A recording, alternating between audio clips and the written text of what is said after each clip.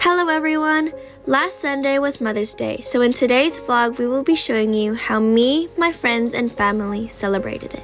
We didn't plan this in advance, and we only planned it after church. Here's how it went.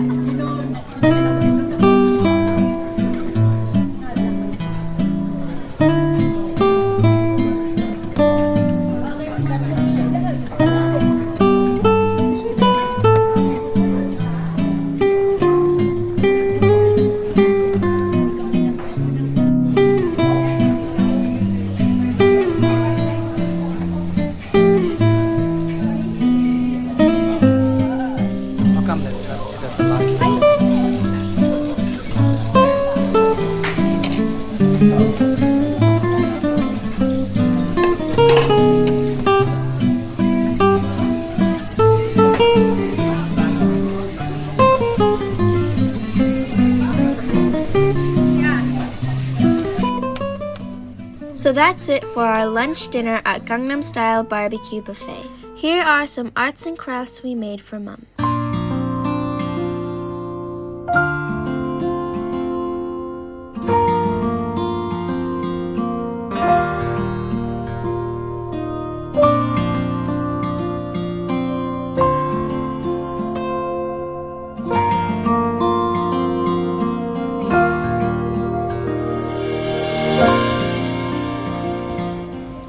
To all the moms, aunts, grandmas, and all the mother figures out there, happy Mother's Day. I hope you all had a joyous Mother's Day. And lastly, to our very own mom, we are incredibly grateful for all the things you do for us, prepping the food, sending us off, and many, many more. We love you very much. Thank you for watching.